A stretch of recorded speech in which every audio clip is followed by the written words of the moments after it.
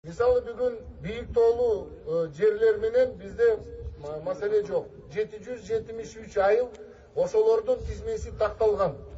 Бирок мындан тышкары труднодоступные айылдар бар. Алардын тизмеси бүгүнгө чейин бекитилет. Оор шартта жашаган аймактарыбыз бар. Тяжелыми природно-климатическими условиями деген алардын да тизмеси жок.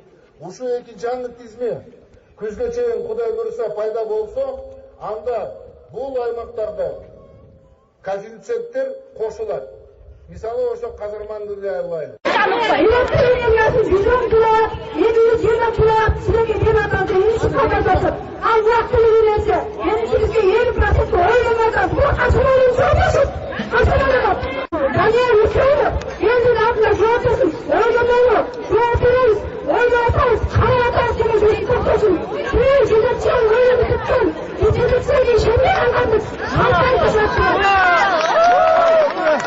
Кытай мамлекетибиз менен бизде чегара маселеси жок.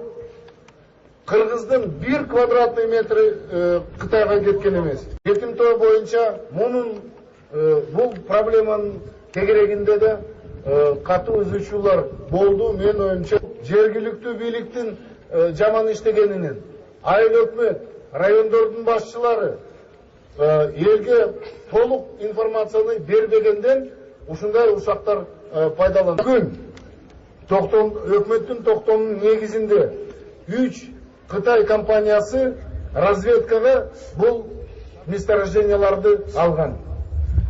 Бирок бүгүнгүгө чейин баягы заповедниктин чегарасы бекитилбейтир.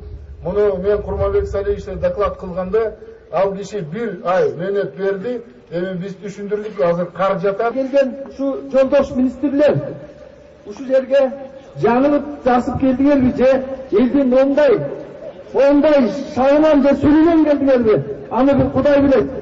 Эми сиздердин өзүңүздөргө министрлер айтайын.